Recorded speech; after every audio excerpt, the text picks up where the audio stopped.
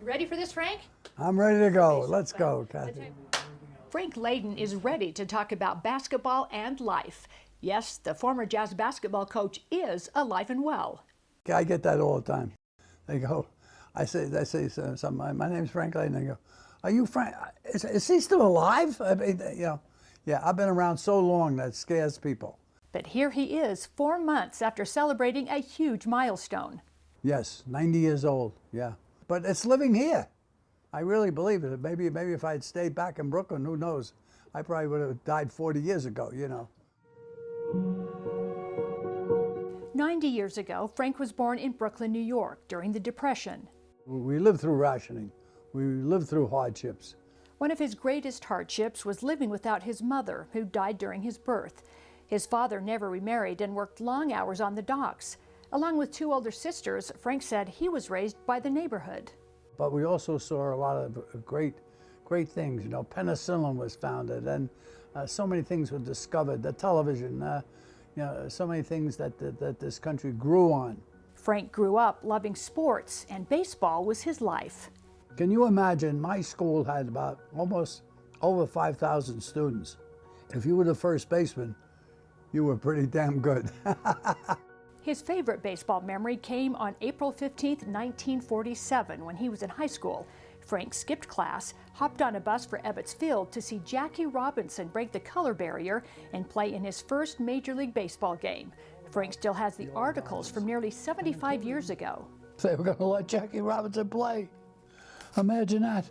From high school, Frank used sports to get an education. He graduated from Niagara University, where he played baseball and basketball. He was a member of the ROTC and an officer in the Army. Yeah, Barbara was a knockout bride. Then his big break, marrying Barbara Campbell in 1957. Pulling out of town without the bill. We didn't pay the bill. Frank returned to coach at his alma mater, leading the team to its first NCAA appearance. After 8 seasons, he joined former teammate Hubie Brown with the Atlanta Hawks. Then came the chance he'd been waiting for. What is the first thing that comes to your mind when you think of that move in '79? The only thing was, a very strange thing, they were always interviewing me in Salt Lake City, Utah, which up until then I thought was in Europe. And finally, Mr. Battistone, who was the head man, who was a wonderful man, called me in and he says, all right, we're willing to give you the job. I think we can agree on the money here. I think we're okay. He says, but we have been holding out on you. So I said, what's that? He says, we're not staying in New Orleans. We're moving to Salt Lake City, Utah. I said, Salt Lake City? You can move in here? There's nobody here. Who's going to come to your games? You can't support a big league team here. You got a crummy arena. He says, I know, that's why we're hiring you. And so it began. Frank was hired as general manager, deciding not to take the head coaching position with a team that finished 11th in its conference. I mean, you didn't even need a marketing department with Frank. I mean, he was a one-man PR machine. A machine that worked overtime, doing just about everything, making sure there were enough people in the seats to make it look respectable.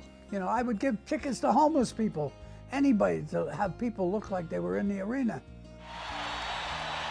So we struggled through those years, and we got good. And when we got good, everybody jumped on board, and they haven't gotten off. Frank became head coach in 1981 after Tom Nisolke was let go, and slowly the Jazz improved, thanks to players like Darrell Griffith, Adrian Dantley, Ricky Green, Mark Eaton, and Thurl Bailey. The first thing that stood out was his humor. Even before I would find out how good a coach he was just hilarious. Inspector Clouseau. Frank was just so good at not being too serious when he didn't need to, but getting down to brass tacks in business when it was time to play and it was time to win. The winning began in 1984, the first year the Jazz made the playoffs. Frank not only coached the All-Star game, but he was also named Coach of the Year. And the days of saying, hey, come to a Jazz game and see Kareem Abdul-Jabbar were over. Come to the Jazz games and see the Utah Jazz. He's in! He scores! Incredible! I don't even think that Frank gets his just due when it comes to him being at the forefront of what this franchise would turn into. And thanks to the draft picks of future Hall of Famers John Stockton and Karl Malone, John Stockton sends the Utah Jazz to the NBA Finals. But even with those 2 picks, the team was nearly sold in 1985 before Larry and Gail Miller saved it. That's a well-known story. But younger Jazz fans may not know the story of Frank's extraordinary impact on the team staying in Utah. I think it's hard for them to look back when things weren't so prosperous and how much of a difference Frank made in keeping the team here, because he was willing to do whatever it took. Some of Frank's best memories during his time as head coach were working alongside his son Scott, signing little-known big man Mark Eaton, who turned into a dominant center, and challenging one of his favorite defensive players, Bobby Hansen. I remember telling Bobby Hansen, Bobby, you can't stop Michael Jordan, all right? You can't stop him. He's the best player that ever lived, all right? I said, but you can get after him. And if he's averaging 36 points a game, see if you can keep him at 30, 29, 28. You give us a chance to win. I said, Bobby, when you play him, come back with blood on your shirt. So anyway, about 3 games in, Bobby comes off the court and he's got a big splash of blood on the thing. I said, Bobby, I love it. He goes, Coach, that's my blood. He goes, he's beating the hell out of me. He also remembers Karl Malone's serious finger injury in a preseason game that defined his toughness. Well, in the meantime, while he's sitting on the table, we hear, "Ah!" He takes the finger, straightens it out, pulls it, says to Sparky, our trainer, give me some tape. He tapes his fingers together. I said, where are you going? He says, I'm playing the second half. Sparky says, you can't play, you hurt your finger. He says, I'm playing. He says, how many people you think traveled hundreds of miles to see me play tonight? He said, you think I'm gonna let them down? And he went out and played the second half, he never missed a game. Now, if you had that happen today, we'd have players that would be seeking retirement pay. And if Frank needed a winning shot? If I needed 1 basket or 1 free throw made, I'd take John Drew. But he was a tough guy, and he wanted to win. And so did Frank. But after 9 years as head coach, he was done, burned out. So he stepped aside to become team president, handing the coaching reins over to future Hall of Famer Jerry Sloan. Though Frank's overall record was just under 500, he was instrumental in improving the franchise and becoming a vital part of the community. Frank's legacy is assured in this state. I don't think he'll ever be forgotten. For those who didn't know who he was, I don't know that we'd be here without him. Thank goodness for TV, though, because you can turn it off. Today, Frank calls himself an interested fan. I think there was some acting there, wasn't there? He said the players are better than ever, the three-point shot is relied on more than ever, salaries are higher than anyone could have ever imagined, and gambling on the game is bigger and more public than ever before. Yeah. Would he want to coach in today's NBA? Sure, why not? I have only regrets of coaching is that I didn't get in it sooner. He also regrets being too hard on the referees, a strained relationship with Adrian Dantley that got him traded in 1986, and not seeing the Jazz win a title against the Bulls. Chicago with the lead! But overall, Frank had fun. Well, I don't think Pat Riley and a lot of the other great coaches in the league said, oh, Frank Layden's one of the great coaches. But I think they respected me. I don't think they walked in and said, oh, this is a piece of meat here that we're going to take care of. I think they knew they were in for a battle. Frank's battle today is with his health. He was hospitalized last fall with pneumonia. It didn't scare me. I'm ready.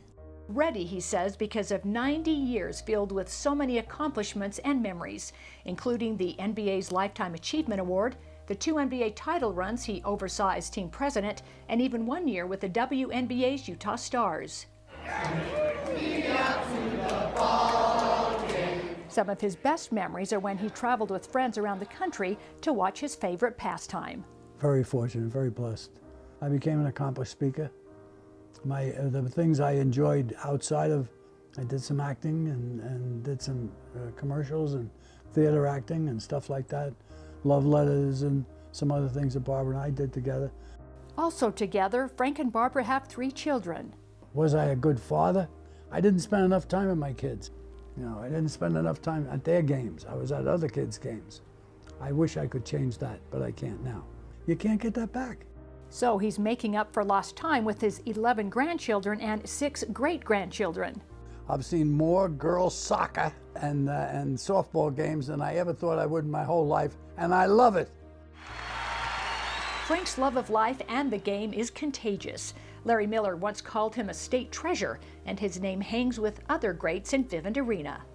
The sad thing is, when you get old, you start to lose a lot of old friends. Like Jerry Sloan, John Drew, and Mark Eaton, all within the past 2 years. She just died. Yeah, she did. Just the last week. So Frank and Barbara make the most of every day and will celebrate their 65th wedding anniversary on June 1st. A lot of fun. For 43 years, they've lived in a city that's thriving with an NBA team Frank helped deliver. So how does he hope to be remembered? That he was a good guy, that's all. This ain't a dress rehearsal. You only go through it once. So try to do it right and go on from there, you know? Kathy Aiken for KSL.com.